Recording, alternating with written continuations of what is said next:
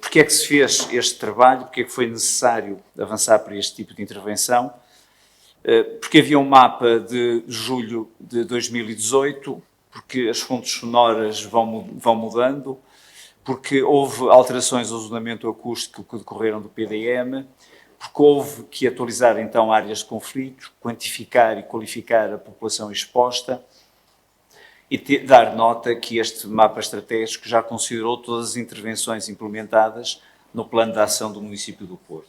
E, de uma forma muito geral, o que vemos aqui é a VCI com um peso importante nas áreas de sobreexposição, e depois temos as ligações da A3, as ligações da Via Norte, as ligações da AEP e aqui a autoestrada, a ligação que vai para Gondomar. Percebe-se claramente por esse estudo que o ruído tem muito a ver com a velocidade e também com o tipo de transportes que neste momento ainda temos. Não apareceu ali em maior pormenor a Avenida dos Aliados, mas nesta planta é bem visível. Bem, isto vai acontecendo porque nós ainda permitimos o automóvel no centro da cidade. E, para além disso, permitimos todo o tipo de automóvel no centro da cidade. Já há cidades como Milão que restringiram o trânsito automóvel a veículos elétricos e a redução de ruído e de qualidade de vida no centro de Milão melhorou drasticamente. A questão do automóvel elétrico é que não é acessível a todas as bolsas. Portanto, eu não acredito que a transição em países com poder de compra como o nosso se resolva com o transporte individual elétrico. Acho que não vai resolver o problema, porque o que vai criar é uma maior segmentação social. E essa segmentação social é muito complicada. E depois, por uma outra razão, porque o Estado arrecada impostos de combustíveis fósseis, que são mais do que o IRS que nós pagamos. E, portanto, o que hoje é barato, amanhã seria imputado aos compradores de carros elétricos, porque alguém vai ter que pagar. A grande solução continua a ser o transporte público e, naturalmente, os métodos suaves, desde que a planificação das cidades facilitem os métodos, os modos suaves. Já que foi levantada a questão dos transportes, é uma questão fundamental e, portanto, a defesa do transporte público, e aí convergimos, é também fundamental, incluindo naquelas zonas VCI e companhia. Eu estive a analisar também o Plano Municipal de Redução do Ruído, que termina agora em 2023, e gostava de perceber, isto é uma pergunta mais técnica, que também tem alguma questão política, sobre as percentagens sobre exposição ao ruído que são da competência da Câmara Municipal do Porto, que é aquelas onde a Câmara pode ter alguma ação.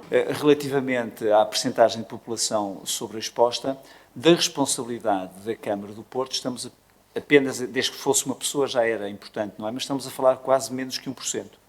Porque a grande parte da população sobreexposta depende destas grandes vias que estão a atravessar a cidade e a AEP não tem lá mesmo ninguém. Mas digamos que olhando para ali, é um problema que a cidade enfrenta há muito tempo, são muitos deles muito, muito difíceis de resolver e, portanto, todos os pequenos esforços que conseguirmos implementar são positivos. Alguns passam pela mobilidade, mas penso que algumas regras acrescidas naquilo que é a componente construtiva pode também ajudar muito ao conforto habitacional de algumas pessoas.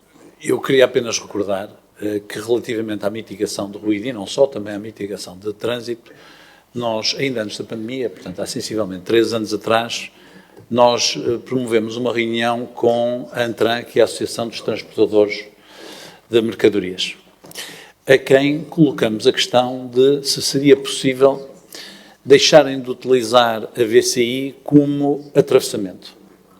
Claro que haverá sempre veículos a entrar e a sair, mas é numa quantidade muito menor. A percentagem de veículos que entram ou que saem da cidade do Porto é muito pequena, ou seja, pela radial. Nós admitíamos na altura que a ANTRAN dissesse que precisava de uma compensação por causa do consumo de combustível. Curiosamente, a ANTRAN, que aqui esteve na Câmara connosco, disse não, Sr. Presidente, desde que sejam todos, ou seja, excluindo aqueles que entram e saem, ser uma regra que se aplica a todos. O que era uma proibição de utilização da ponte da Rábida no fundo e da ponte do Freixo para os veículos que não fazem atravessamento. A única coisa que nós gostaríamos, ou teríamos como condição, seria o não pagamento de portagem. Nós comunicamos isso ao Governo. Até hoje estamos à espera de saber quando é que o Governo aplica esta regra.